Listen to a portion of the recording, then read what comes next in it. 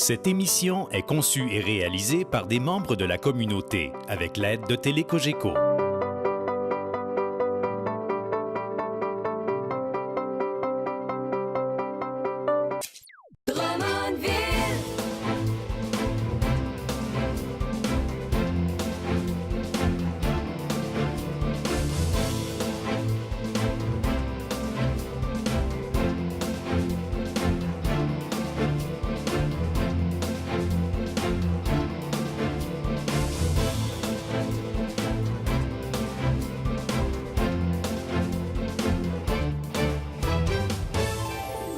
Aujourd'hui, déjà votre dernière émission pour Drummondville pour l'année 2015, mais une émission bien intéressante. Vous savez, le 14 décembre dernier, c'était la dernière séance du Conseil pour l'année 2015.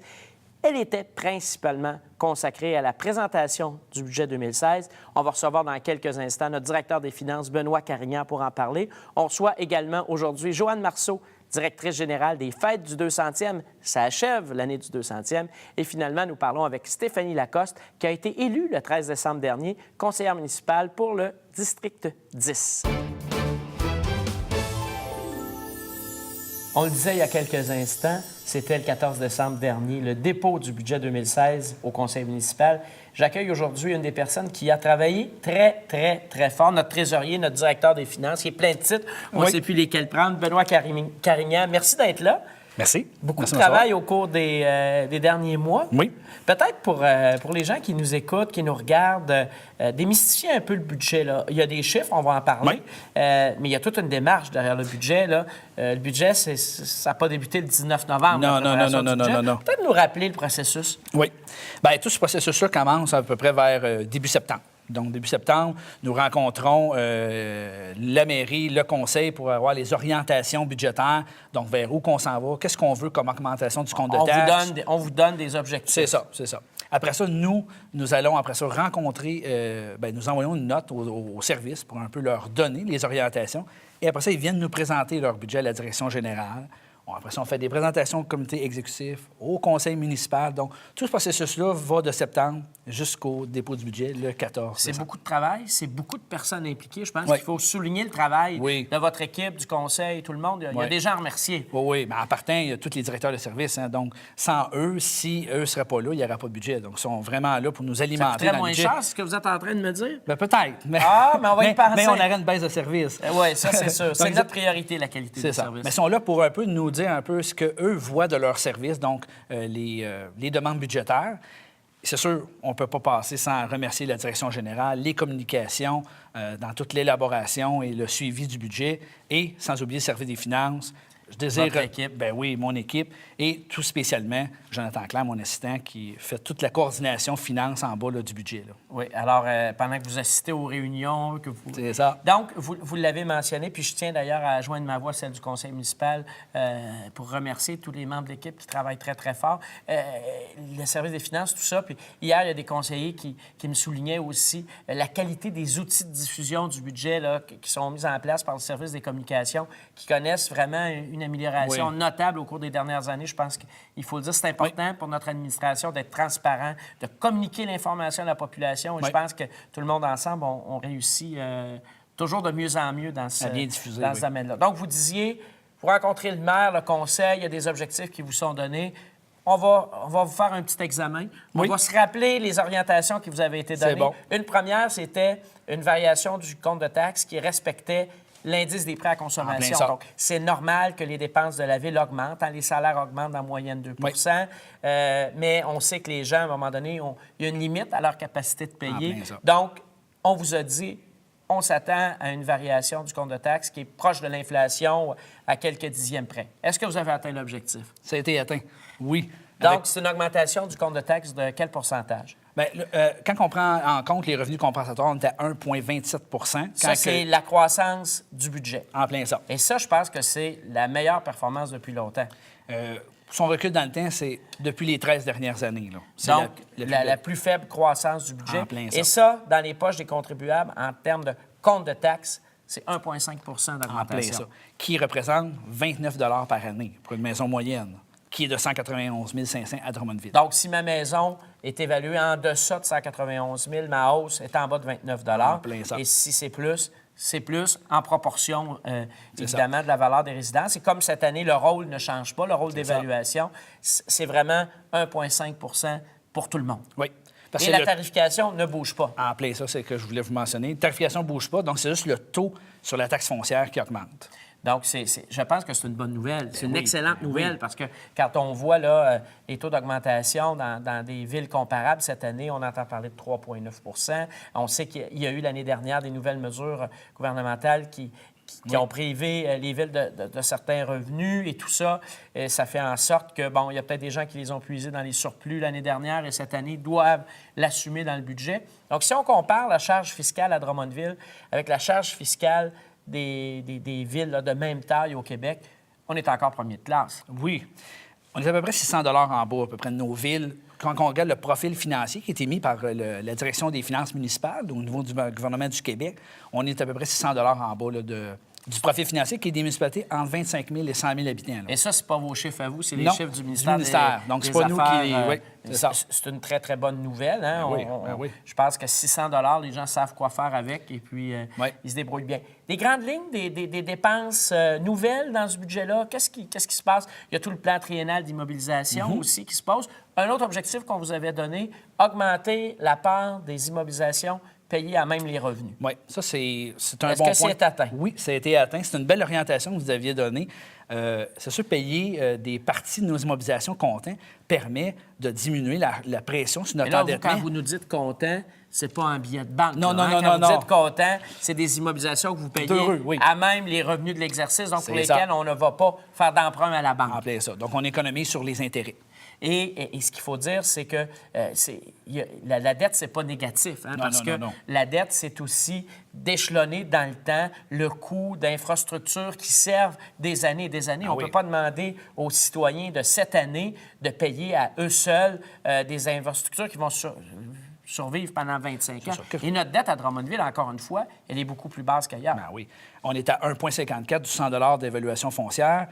Selon le profil financier que je vous parlais tantôt, on est à 2,24 la moyenne. Donc, on a une bonne écart là, qui est positif à peu près de 45 là. Et 45 c'est énorme. Les taxes, c'est 32 de moins qu'ailleurs. Et justement, là, on parle d'une dette là, qui est autour de 100 millions, peut-être. La maison moyenne est autour de 200 000 à Drummondville. Si vous voulez ramener ça là, à des chiffres que les gens comprennent... Pas dans les millions. Pas dans les millions. Là. J'ai une maison de 200 000. Oui. Ça me donnerait une hypothèque de combien? 50 000? 50 000. Donc, c'est quand même raisonnable. très raisonnable. Donc, intéressant. Il y a dans ce budget-là aussi des investissements intéressants pour le centre-ville. Oui. Je pense que les gens vont apprécier, entre autres, la réfection. Là, on commence en 2016 la réfection des couloirs qui mènent vers le stationnement. Ruelles, les passerelles, oui. C'est ça. Donc, Marriott. on en fait une cette année. Oui.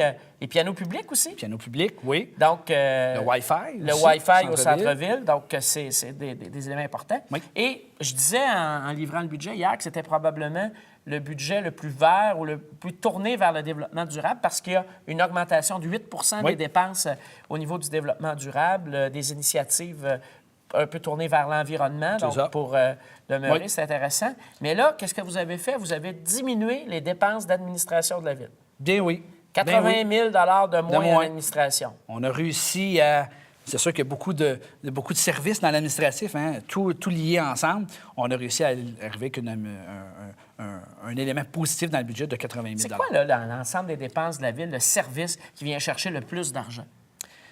Bien, c'est pas mal égal. Quand on prend les travaux publics, sécurité publique et génie, ils vont prendre à peu près à eux séparément environ 15 à 16 du budget. Puis moi, j'aime ça fêter, puis j'ai vu qu'on s'est réservé de l'argent dans le budget pour poursuivre certains événements du 200e Oui. qui ont connu du succès. On va annoncer ça en cours d'année. C'est 300 000 de ce 300 côté-là? 000 qu'on a mis de côté pour De l'argent pour facilités. l'animation aussi du Exact. Parc Waudiat, Corporation d'animation Ariot pour la place Saint-Frédéric. Ça qui va est être une 40 000 belle année à Drummondville. Ben oui, On va ben fêter oui. le 201e en grande. Ben oui. C'est ce que je comprends. Mais les citoyens ont bien aimé ces activités-là, donc Puis pourquoi pas peut-être continuer? rapidement en terminant, là, au niveau de l'entretien du réseau routier, c'est plus de 10 millions, entre autres avec l'élargissement du boulevard de l'Université, notre bonne vieille 122. Oui.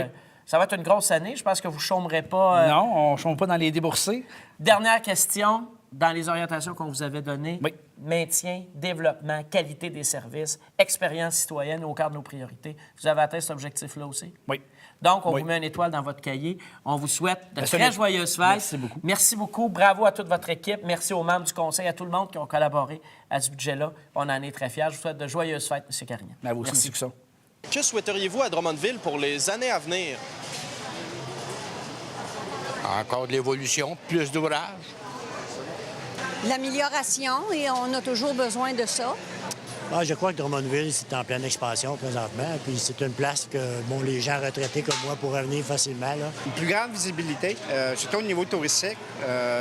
Si on sort, on ne considère pas seulement que Drummondville, mais tout ce qui est autour de Drummondville. En termes d'attrait agro-touristique, la région est extrêmement riche là, en différentes petites entreprises. Puis ça, c'est des petits trésors locaux qui auraient intérêt à être découverts par l'ensemble du Québec. Le 13 décembre dernier était jour de vote dans le secteur 10, donc du côté de Saint-Nicéphore. Les gens devaient se choisir un nouveau représentant au conseil municipal. 7 candidats et candidates étaient en liste. On accueille celle qui a remporté l'élection, Stéphanie Lacoste. Bonjour, Mme Lacoste. D'abord, bienvenue au sein du conseil municipal. Félicitations pour votre élection. Bien, merci. Ça a été une campagne difficile? Ça a été une campagne, il a fallu se démarquer. Comme vous disiez, on était 7, donc beaucoup de porte-à-porte, beaucoup de rencontres de gens. Et dans un contexte où l'élection dans un seul secteur de la ville ne suscite pas nécessairement un intérêt démesuré de la part des médias. Donc, il faut faire sortir les gens, les amener voter. Vous avez fait du beau travail avec les autres candidats et candidates, d'ailleurs, qu'on félicite et qu'on remercie pour leur intérêt envers la politique municipale. Donc, prête à relever le défi, vous avez été assermenté le 18 décembre dernier. Ça commence pour vrai en janvier, au retour des vacances. C'est quand même une expérience nouvelle pour vous, mais vous êtes quand même un peu habitué à ce type de travail-là, puisque vous êtes commissaire à la commission scolaire des Chênes. Oui, je suis commissaire parent, donc je suis nommée par les parents pour représenter les enfants du niveau primaire, mais c'est un peu le même fonctionnement, mais en beaucoup plus petit. Donc, les ateliers de travail, les conseils publics, ça a été une bonne école. C'est bien. Alors, parlez-nous de vous, parce que les gens veulent vous connaître. Vous êtes une mère de famille. Oui, j'ai 3 garçons, un de 6 ans, un de 9 ans, puis un de 12 ans qui va rentrer au secondaire l'an prochain. Donc, ça veut dire beaucoup d'action, j'imagine. 3 gars, ça met de la vie dans une maison. Oui. Ils sont des sportifs? Oui, ils font tous les 3 du patin de vitesse l'hiver, puis du deck hockey l'été. OK, donc ça lâche pas beaucoup. Vous, est-ce que vous pratiquez des sports, faites des loisirs? Qu'est-ce qui vous allume dans la vie? Bien, je suis gardienne de but dans 2 équipes cet hiver au deck hockey. L'été passé, c'était dans 3, mais là, j'ai un peu diminué mes activités. Je fais également un peu de course à pied avec une amie. Donc, oui, c'est important pour nous, puis ça permet de garder un équilibre. Intéressant. Et du côté professionnel, vous avez aussi un travail qui vous tient occupé. Oui, je suis éducatrice dans une prématernelle. Je suis également coordonnatrice d'une halte garderie au Centre communautaire Saint-Jean-Baptiste. Donc, vous vous tenez occupé. Vous avez une formation dans le domaine? Oui, j'ai une formation en administration, option commerce international, acquis au Collège Élis, ici à Drummondville. Bien, ça, c'est bien. Quand on se fait former à Drummondville, ça devrait être bien. Puis vous me disiez, hors honte tout à l'heure, le Collège Élis, à l'époque où il y avait des uniformes et où on parlait l'anglais. Exactement. Si on parlait français sur le trottoir, on avait des warnings directement sur le bulletin. Ah, OK, c'est bien ça. Donc, est-ce que vous en aviez souvent? Jamais. On va vous surveiller au conseil. Au conseil, ça se passe en français, par Parfait. contre. Dites-moi donc, qu'est-ce qui vous a donné le goût de vous lancer en politique municipale? Mais je crois à l'implication. C'est d'ailleurs pourquoi je l'ai fait au niveau scolaire. Si on s'implique, on peut donner notre couleur à notre environnement. Est-ce que c'est quelque chose que vous aviez en tête depuis un certain temps ou vraiment, là, c'est arrivé, il y a une occasion, il y a le départ de notre collègue Vincent Chouinard pour des raisons professionnelles et là, vous dites « Ah, tiens, c'est peut-être une chance pour moi » ou si déjà vous aviez en tête que ça allait peut-être arriver un jour? Ça s'est plus posé, il y a eu une opportunité. J'ai été m'asseoir avec M. Chouinard pour qu'il me décrive un peu le rôle et là, je me suis dit « Oui, d'accord, je pourrais relever ce défi-là ». Parce que c'est quand même une charge supplémentaire qui vient s'ajouter à ce que vous avez déjà. Et qu'est-ce que vous avez senti sur le terrain quand vous avez rencontré les gens pendant la campagne? Qui étaient fiers de leur milieu, des beaux grands espaces. Il y a le petit quotidien qui est, bien sûr, il y a toujours place à amélioration, mais c'est vraiment la fierté de notre secteur qui a il a transparu durant mes rencontres avec eux. Puis d'ailleurs, effectivement, que ce soit en campagne, par du porte-à-porte ou autrement, dans des rencontres citoyennes, on voit cette fierté-là, mais aussi les gens qui viennent nous parler des petites contraintes qu'ils vivent et tout ça. Et après, et là, vous allez avoir peu de temps, là, à peine, je vous dirais, une vingtaine de mois, et peut-être même un petit peu moins, là, pour arriver à apporter peut-être une différence. Vous remplacez quand même un conseiller, je pense, qui faisait un excellent travail. Donc, il ne doit pas avoir trop de dossiers qui traînent et tout ça. Et vous, là, vos passions, parce que l'intervention municipale s'étend au niveau du sport, qu'au niveau de l'ingénierie, au niveau des arts, etc. Personnellement, est-ce qu'il y a des domaines là-dedans qui vous passionnent davantage, dans lesquels vous avez le goût de vous impliquer aussi? C'est sûr, tout ce qui touche à la famille, ça me parle beaucoup. L'environnement aussi, veux pas, en étant mère de 3 garçons, c'est quelque chose qu'on parle régulièrement. Puis les sports. Donc, j'imagine que le budget historique à Drummondville qu'on a livré la semaine dernière en matière d'investissement en développement durable, ça doit vous rejoindre, ça doit vous parler à ce moment-là. Effectivement. Bien, écoutez, c'est un plaisir de vous rencontrer aujourd'hui. Les gens auront l'occasion de vous voir davantage dans leur petit écran après les fêtes, dans les séances du Conseil. Bien, je vous re-souhaite la bienvenue. Vous allez voir, c'est une équipe de travail très intéressante qui n'a qu'une chose en tête, c'est la qualité de vie de nos citoyens. Merci beaucoup. Bon succès au sein du Conseil municipal. Merci beaucoup à vous. Que souhaiteriez-vous à Drummondville pour les années à venir? C'est sûr que la prospérité, puis peut-être un autre 200e. Plein de nouveaux commerces, premièrement, ça serait le fun. Ça serait une bonne idée. Puis beaucoup de choses artisanales, ça serait le fun. Puis qu'on puisse faire un autre 200 ans. C'est bon. À part ça, là, qu'est-ce que tu veux? Il y a tout pour être heureux ici. Tout est sous contrôle présentement. Ça a l'air bien aller. Puis je ne sais pas s'il y a de quoi changer, mais pour le moment, moi, ça va bien. L'année 2015 tire à sa fin. Je vous dirais, malheureusement, parce qu'on a connu des festivités incroyables dans le cadre du 200e anniversaire. J'accueille aujourd'hui la directrice générale de la Corporation du 200e, Mme Joanne Marceau. Madame Marceau, comment ça va? Ça va très bien. Et ça vous? achève. Oui, ça achève. Ça a été une année, avant de parler peut-être plus spécifiquement de l'activité du 31 décembre, parlez-moi de l'année. Je pense que chaque événement a connu un vibrant succès. Vous devez être fiers du travail que vous avez accompli avec votre équipe. Non, tout à fait. Vraiment, on a eu des activités extraordinaires. Je pense que les gens en ont profité.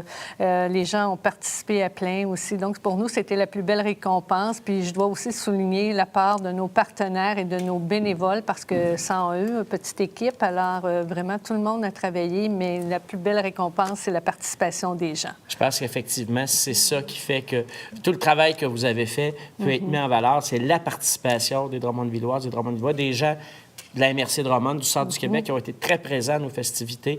L'appui des partenaires financiers, je tiens aussi à les remercier au nom de la Ville. Ça a été extraordinaire. Et là, on finit ça en grande le 31 décembre. Oui. Comment ça se passe? À quelle heure on se rend au centre-ville? On va dans quel coin? Qu'est-ce qu'on fait? Dès 14 h cette année. Alors, ça va être au centre-ville, près de la basilique et à Place Saint-Frédéric aussi.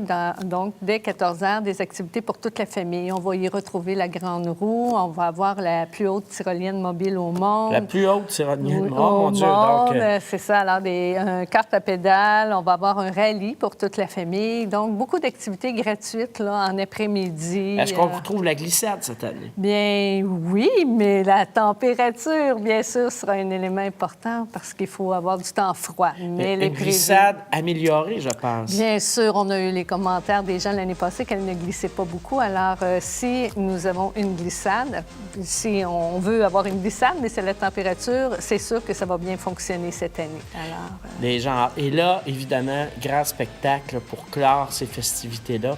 Qui on va voir? Alors, c'est le groupe Caïn avec ses invités. Donc, on va voir Paul Piché, on va voir Yves Lambert, Stéphanie Bédard et bien sûr les tireux de roche qui seront là en première partie et qui feront partie aussi des invités de Caïn en deuxième partie. Et ça se passe où exactement? Dans le stationnement près de la basilique au centre-ville. Donc, au même endroit que l'année dernière. Vous attendez beaucoup de monde, je suis convaincu. Oui, beaucoup de monde, bien sûr, parce qu'on entend parler beaucoup. Les gens ont vraiment apprécié l'activité activités l'année dernière. Puis ceux qui n'ont pas pu y participer, bien, c'est sûr que cette année, ils vont se reprendre. Puis ceux qui ont participé, mais ils ont le goût de participer à nouveau. Si je regarde ça, je me dis, je vais aller faire un tour, on va amener les enfants. Vous me proposez quoi comme horaire?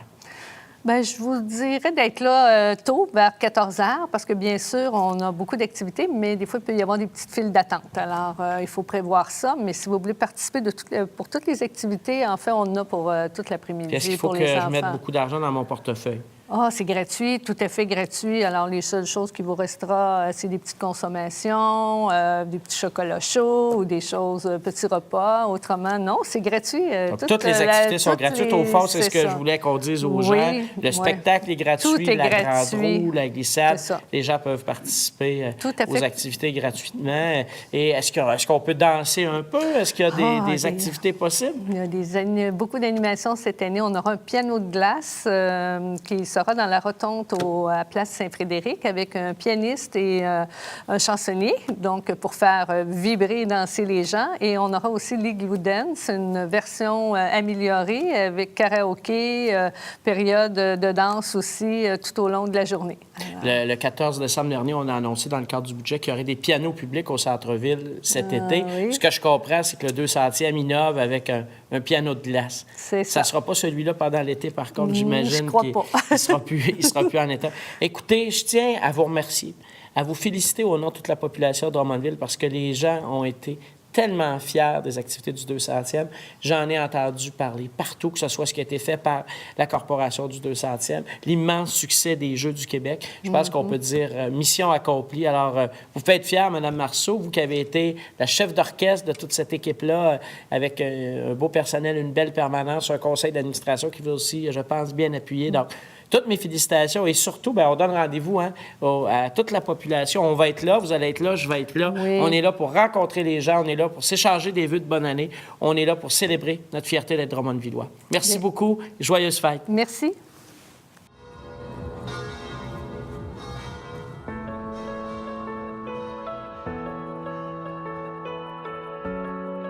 Bonjour, Drummondville.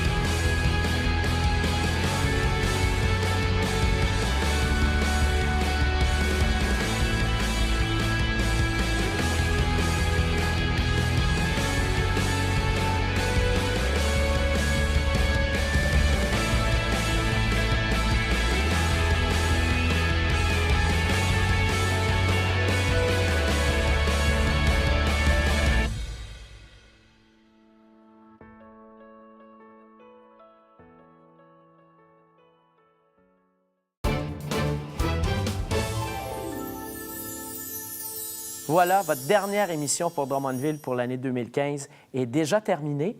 Je vous souhaite de passer de très joyeuses fêtes. Profitez de cette période-là pour vous retrouver en famille, entre amis.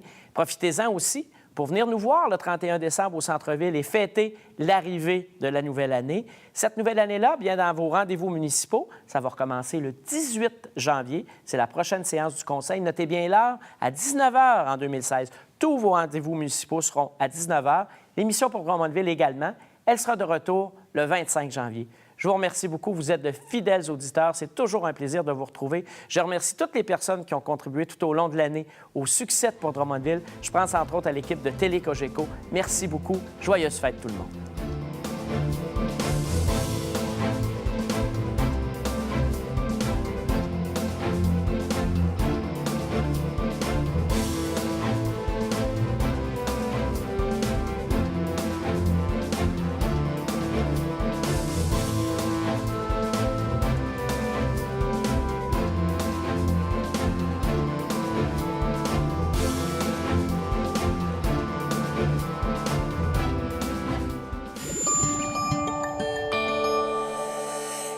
Télé Cogeco, un service exclusif aux clients de Cogeco.